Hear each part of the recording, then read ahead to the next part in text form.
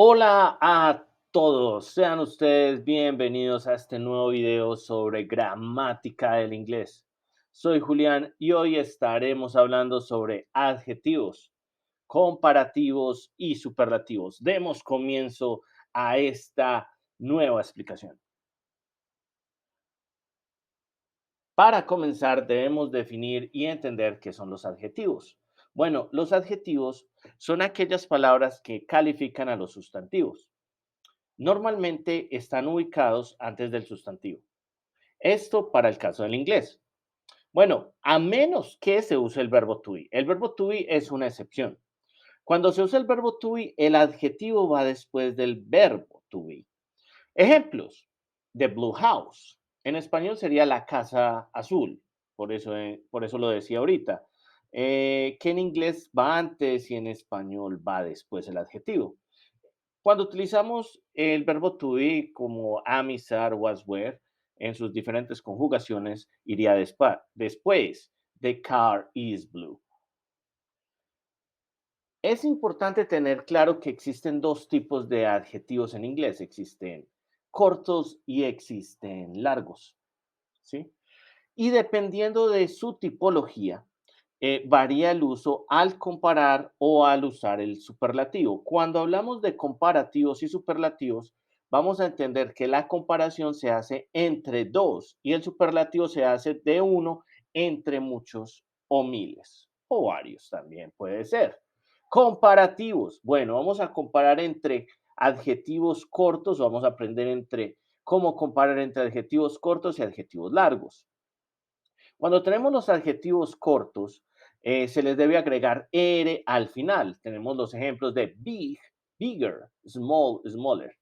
Para el caso de los adjetivos largos, debemos agregar la palabra more antes del adjetivo. Por eso nosotros vemos more intelligent y more important. No sucede, digamos, tenemos que tener clara la diferencia con el español, porque nosotros en español siempre le colocamos la palabra más grande, más pequeño. Esto hay que tenerlo claro y ver que en inglés tenemos dos tipos de adjetivos.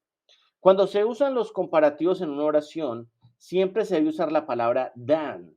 La palabra than significa que en español, pero solo se usa para comparar. Entonces, analicemos los ejemplos. I am taller than you. Taller es un adjetivo corto, le agrego la R, luego le pongo than. My brother is more intelligent than you. Tenemos more, adjetivo largo y le coloco than.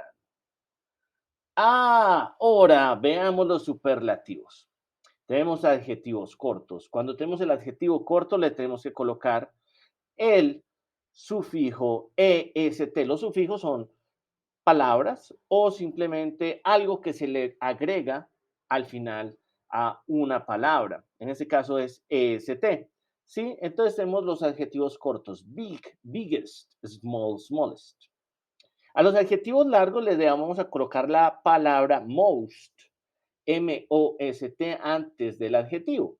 Entonces tenemos intelligent, most intelligent, important, most important. Cuando se usan los superlativos en una oración, siempre se debe usar la palabra de más est o most con el adjetivo correspondiente. Veamos los ejemplos. Bogotá is the biggest city in Colombia. Tenemos de, siempre debe estar, más biggest, que le agregamos est porque es un adjetivo corto. En el caso de los adjetivos largos, como es el de intelligent, lo hicimos de esta manera. Einstein was the most intelligent person in the world. Pero no es la única forma de comparar en inglés. Existen otras formas de comparar. Tenemos la forma de comparar con as, espacio as. Para comparar con estas dos palabras, siempre debemos utilizar un adjetivo en la mitad. Estas dos palabras, que son iguales, significan tan y como. Siempre deben tener un adjetivo en la mitad, ¿sí? Eso es muy importante. Entonces, por lo regular, van a estar acompañados del verbo to be en sus diferentes conjugaciones. Is, am, are, was, were. This house is as big as yours. Esta casa es tan grande como la tuya. This car is not as beautiful as yours. Ese carro no es tan hermoso como el tuyo. No importa que sean cortos o largos. Espero les haya gustado esta explicación. Hasta una próxima oportunidad. No olviden seguirme.